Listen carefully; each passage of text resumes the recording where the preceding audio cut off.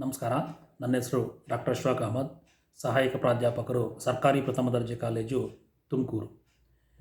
ಇವತ್ತು ನಾವು structural change of joint ಫ್ಯಾಮಿಲಿಯಲ್ಲಿ ಕೆಲವು ಪ್ರಮುಖವಾಗಿರ್ತಕ್ಕಂಥ ವಿಷಯಗಳನ್ನು ತಿಳಿತಕ್ಕಂಥ ಪ್ರಯತ್ನವನ್ನು ಮಾಡೋಣ. ಅದರಲ್ಲಿ relations among mother in law, daughter in law and father in law. ಹಾಗಂದ್ರೇನು? ಅತ್ತೆ, ಸೊಸೆ ಮತ್ತು ಮಾವ ಮುಂತಾದಂತಹ ಏನು ಸಂಬಂಧಗಳಿದೆ, ಈ ಸಂಬಂಧಗಳಲ್ಲಿ ರಚನಾತ್ಮಕವಾದಂತಹ ಒಂದು ಬದಲಾವಣೆಗಳಾಗ್ತಿದೆ ಅಂತಕ್ಕಂಥದ್ದನ್ನು ನಾವು ಗಮನಿಸಬೇಕಾಗ್ತದೆ. ಏನಂಗಂದರೆ, ಅತ್ತೆ, ಸೊಸೆ ಮತ್ತು ಮಾವ ಈ ಥರ ಪ್ರಮುಖ ಸಂಬಂಧಗಳೇನಿದೆ ಅವಿಭಕ್ತ ಕುಟುಂಬದಲ್ಲಿ, ಅದರ ರಚನಾತ್ಮಕವಾದಂತಹ ಒಂದು ಬದಲಾವಣೆಯನ್ನು ಕಂಡುಕೊಳ್ತಿದೆ ಅಂತಕ್ಕಂಥದ್ದನ್ನು ನಾವು ಗಮನಿಸಬೇಕಾಗ್ತದೆ. ಇಂದು ಸೊಸೆ ಮತ್ತು ಮಾವ ಇವರ ನಡುವೆ ಇದ್ದಂತಹ ಅಂತರ ತುಂಬ ಕಡಿಮೆ ಆಗಿದೆ. ಇವತ್ತು ಸೊಸೆ ತನ್ನ ಮುಖ ಮುಚ್ಚಿಕೊಂಡು ಓಡಾಡ್ತಕ್ಕಂಥ ಪರಿಸ್ಥಿತಿ ಇವತ್ತು ಇಲ್ಲವಾಗಿದೆ. ಮಾವನವರ ಜೊತೆಯಲ್ಲಿಯೇ ಮಾತನಾಡತಕ್ಕಂಥ ಅವಕಾಶಗಳು ಸಹ ಇವತ್ತು ಕಂಡುಬರ್ತಾ ಇದೆ. ಸಾಕಷ್ಟು ಸಂದರ್ಭದಲ್ಲಿ ಸೊಸೆ ಮಾವ ಉತ್ತಮ ಸಂಬಂಧಗಳನ್ನು ಹೊಂದಿರತಕ್ಕಂಥದ್ದು, ಅತ್ತೆ ಸೊಸೆ ಸಂಬಂಧವೂ ಸಹ ಇವತ್ತು ಬದಲಾವಣೆಯನ್ನು ಕಂಡುಕೊಳ್ತಿದೆ, ಉತ್ತಮಗೊಂಡಿದೆ ಅಂತಕ್ಕಂಥದ್ದನ್ನು ನಾವು ಗಮನಿಸಬೇಕಾಗ್ತದೆ. ಹಿಂದೆ ಇದ್ದ ಹಾಗೆ ಅತ್ತೆ ಅಂತ ಅಂದ ತಕ್ಷಣವೇ ಹೆಚ್ಚು ಗಂಭೀರವಾಗಿರ್ತಕ್ಕಂತಹ ಒಂದು ಸ್ವರೂಪವನ್ನು ತಾಳ್ತಕ್ಕಂಥದ್ದು ಇವತ್ತು ಕಂಡುಬರೋದಿಲ್ಲ. ಅಥವಾ ಅತ್ತೆ ಅಂದ ತಕ್ಷಣ ಪ್ರಾಬಲ್ಯತೆ ಅಂತಕ್ಕಂತಹ ಒಂದು ಏನು ಮನಸ್ಥಿತಿ ಇದೆ ಅದು ಕಡಿಮೆ ಆಗ್ತಾ ಇದೆ. ಅಧಿಕಾರಯುಕ್ತವಾಗಿ ನಡೆದುಕೊಳ್ತಿದ್ದಂತಹ ಅತ್ತೆ ಇವತ್ತು ಅತ್ತೆ ಮತ್ತು ಸೊಸೆಯರ ನಡುವಿರ್ತಕ್ಕಂತಹ ಸಂಬಂಧಗಳು ಉತ್ತಮವಾಗಿದೆ ಅಂತಕ್ಕಂಥದ್ದನ್ನು ನಾವು ಗಮನಿಸಬೇಕಾಗ್ತದೆ. ಸೊ ಹಾಗಾಗಿ the distance that was there between the father in law and daughter in law has been reduced now. The daughter-in-law can now directly talk to the father-in-law without hiding her face with a evil. In good number of instances, daughter-in-law looked off affectionately by the father-in-law, mother-in-law and daughter-in-law relations to have improved today. The mother-in-law is not to found to be dominating, and she was sometimes ago daughter-in-law treated as a servant and is not harsh much today. ಇವತ್ತು ಬದಲಾವಣೆ ಹೊಂದಿದೆ ಅಂತಕ್ಕಂಥದ್ದನ್ನು ನಾವು ಗಮನಿಸ್ಬೋದು. ಇನ್ನೊಂದು ಪ್ರಮುಖ ಕ್ಷೇತ್ರದಲ್ಲಿ ಈ ಒಂದು ಸ್ಟ್ರಕ್ಚರಲ್ ಚೇಂಜ್, ಅವಿಭಕ್ತ ಕುಟುಂಬದ ಏನು ರಚನಾತ್ಮಕ ಬದಲಾವಣೆಯನ್ನು ನಾವು ಕಾಣ್ಬೋದು. ಅದೇನೆಂದರೆ selection of mates and its relationship ಅಂತೇಳಿ. ಸೊ ಹಂಗಂದ್ರೆ ಏನು? In the traditional family, in the marriages for the children were arranged by parents without consulting them. The emergent trend in its that the parents and children jointly make selection of the spouses. The joint selection reduced the chances of conflict between husband and wife relationship, which was one of the dominance and submission, has now became almost equality. ಸಂಗಾತಿಯನ್ನು ಆಯ್ಕೆ ಮಾಡ್ತಕ್ಕಂಥ ಸಂದರ್ಭದಲ್ಲಿ ಅವಿಭಕ್ತ ಕುಟುಂಬದಲ್ಲಿದ್ದಂತಹ ಒಂದು ನಿರ್ಬಂಧಗಳನ್ನು ಇವತ್ತು ನಾವು ಹೆಚ್ಚಾಗಿ ಕಾಣ್ತಾ ಇಲ್ಲ, ಅಥವಾ ಬದಲಾವಣೆಯ ಸ್ವರೂಪವನ್ನು ಇವತ್ತು ಕಂಡುಕೊಂಡಿದೆ ಅಂತಕ್ಕಂಥದ್ದನ್ನು ನಾವು ಗಮನಿಸಬೇಕಾಗ್ತದೆ. ಸಾಂಪ್ರದಾಯಿಕ ಕುಟುಂಬಗಳಲ್ಲಿ ವಿವಾಹಗಳನ್ನು ಪೂರ್ವಯೋಜಿತವಾಗಿ ವ್ಯವಸ್ಥೆಗೊಳಿಸಲಾಗ್ತಿತ್ತು. ಆದರೆ ಇವತ್ತು ಅವತ್ತೇನಿತ್ತು, ಹಿರಿಯರು ಹೇಳಿದಂತಹ ಅವರನ್ನು ಮಾತ್ರ ಇವರು ವಿವಾಹ ಆಗ್ತಕ್ಕಂತಹ ಏನು ಕಿರಿಯ ಸದಸ್ಯರು ವಿವಾಹ ಆಗ್ತಕ್ಕಂಥ ಸಂದರ್ಭಗಳು ಹೆಚ್ಚಾಗಿ ಕಂಡುಬರ್ತಾ ಇತ್ತು. ಹಿರಿಯರ ಅಭಿಪ್ರಾಯಗಳಿಲ್ಲದೆ ಯಾವುದೇ ಸಂದರ್ಭದಲ್ಲಿ ವಿವಾಹಗಳು ನಡೀತಿರಲಿಲ್ಲ. ಆದರೆ ಇವತ್ತೇನಾಗಿದೆ, ತಂದೆ ತಾಯಿ ಮಕ್ಕಳು ಒಟ್ಟುಗೂಡಿ ತಮ್ಮ ಬಾಳ ಸಂಗಾತಿಯನ್ನು ಆಯ್ಕೆ ಮಾಡ್ತಕ್ಕಂಥದ್ರಲ್ಲಿ, ನಿಶ್ಚಯಿಸ್ತಕ್ಕಂಥದ್ರಲ್ಲಿ ಪ್ರಮುಖ ಪಾತ್ರವನ್ನು ನಿರ್ವಹಿಸ್ತಕ್ಕಂಥದ್ದನ್ನು ನಾವು ಇವತ್ತು ಕಾಣ್ಬೋದು. ಒಟ್ಟಾಗಿ ಆಯ್ಕೆ ಮಾಡೋದರಿಂದ ಇವತ್ತು ಘರ್ಷಣೆಗಳು, ಸಂಘರ್ಷಗಳು ಕಡಿಮೆ ಆಗೋದಕ್ಕೆ, ಗಂಡ ಹೆಂಡತಿಯರ ನಡುವೆ ಇದ್ದಂತಹ ವೈಮನಸ್ಸುಗಳು ಸಹ ಕಡಿಮೆ ಆಗ್ತಕ್ಕಂಥ ಅವಕಾಶಗಳು ಇವತ್ತು ಹೆಚ್ಚಾಗಿರುತ್ತೆ ಅಂತಕ್ಕಂಥದ್ದನ್ನು ನಾವು ಗಮನಿಸಬೇಕಾಗ್ತದೆ. ಹಾಗಾಗಿ ಅವಿಭಕ್ತ ಕುಟುಂಬದ ರಚನಾತ್ಮಕವಾದಂಥ ಬದಲಾವಣೆಯಲ್ಲಿ ಸಂಗಾತಿಗಳನ್ನು ಸ್ವತಃ ಯುವಕ ಯುವತಿಯರು ಆಯ್ಕೆ ಮಾಡೋದಕ್ಕೆ ಅಥವಾ ಸಾಮೂಹಿಕವಾಗಿ ನಿರ್ಣಯಗಳನ್ನು ತೆಗೆದುಕೊಳ್ಳೋದಕ್ಕೆ ಅವಕಾಶಗಳು ಇವತ್ತು ದೊರೆತಿರೋದನ್ನು ನಾವು ಕಾಣ್ಬೋದು.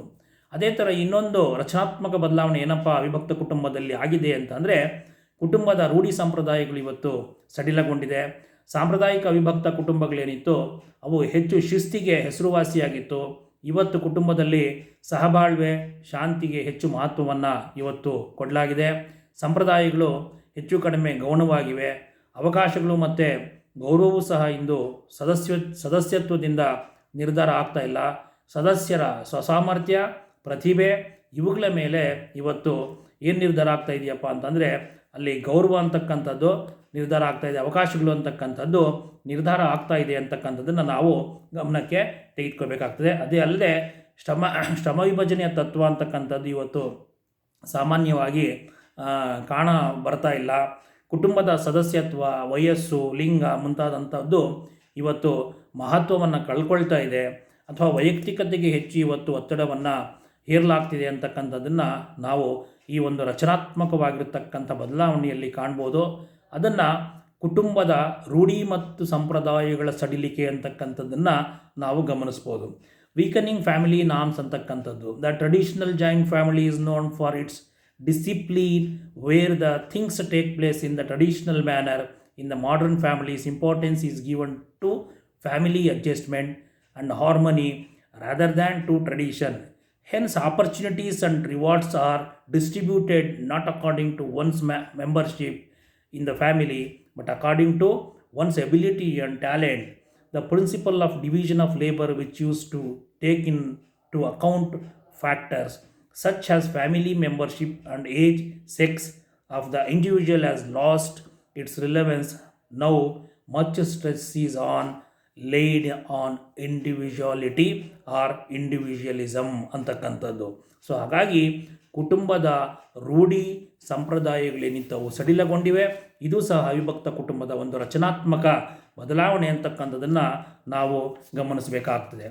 ಹಾಗೆ ಕುಟುಂಬದ ಇನ್ನೊಂದು ರಚನಾತ್ಮಕ ಬದಲಾವಣೆ ಏನಪ್ಪ ಅಂದರೆ, ಅವಿಭಕ್ತ ಕುಟುಂಬಗಳು ಇವತ್ತು ಅಣುಕುಟುಂಬಗಳಾಗಿ ಬದಲಾವಣೆ ಆಗ್ತಾ ಇದೆ, ಪರಿವರ್ತನೆ ಆಗ್ತಾ ಇದೆ ಅಂತಕ್ಕಂಥದ್ದನ್ನು ನಾವು ಗಮನಿಸಬೇಕಾಗ್ತದೆ. ಏನಂಗಂದರೆ, ಸಾಂಪ್ರದಾಯಿಕ ಅವಿಭಕ್ತ ಕುಟುಂಬಗಳಲ್ಲಿ ಹಿಂದೆ ಹಲವು ಅಣುಕುಟುಂಬಗಳನ್ನು ನಾವು ಕಾಣ್ಬೋದಾಗಿತ್ತು. ಇವತ್ತು ಆ ಅಣುಕುಟುಂಬಗಳು ಕಂಡು ಬರ್ತಿಲ್ಲ. ಅವಿಭಕ್ತ ಕುಟುಂಬದಿಂದ ಇವತ್ತು ಒಡೆದು ಅಣುಕುಟುಂಬಗಳಾಗಿ ಪರಿವರ್ತನೆ ಆಗ್ತಾ ಇದೆ.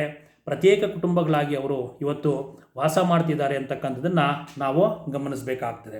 ಅದಲ್ಲದೆ ಪ್ರತ್ಯೇಕ ಕುಟುಂಬಗಳಾಗೋದಕ್ಕೆ ಪ್ರಮುಖ ಕಾರಣ ಏನಪ್ಪ ಅಂದರೆ, ಇವತ್ತು ಶಿಕ್ಷಣ, ಆರ್ಥಿಕ ಅವಕಾಶ, ಉದ್ಯೋಗಾವಕಾಶಗಳು ಯುವಕ ಯುವತಿಯರನ್ನು ಹೊರನಡೆಯುವಂತೆ ಪ್ರೇರೇಪಿಸ್ತಾ ಇರತಕ್ಕಂಥ ಪ್ರಮುಖ ಕಾರಣಗಳು ಅಂತೇಳಿ ನಾವು ಗಮನಿಸಬೇಕಾಗ್ತದೆ.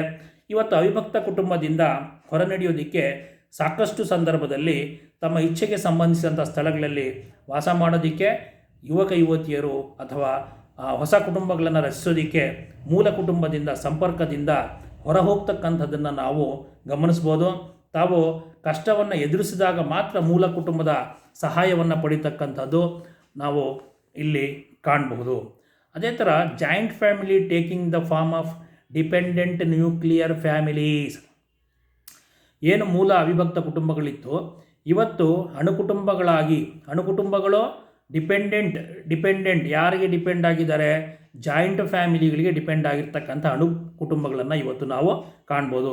The traditional joint family which used to consist of several nuclear families living under the same roof is rarely found today.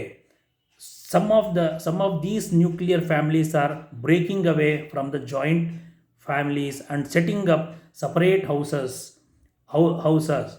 Education, economic and employment opportunities have completed young men and women of the family to go out of the family to far away places.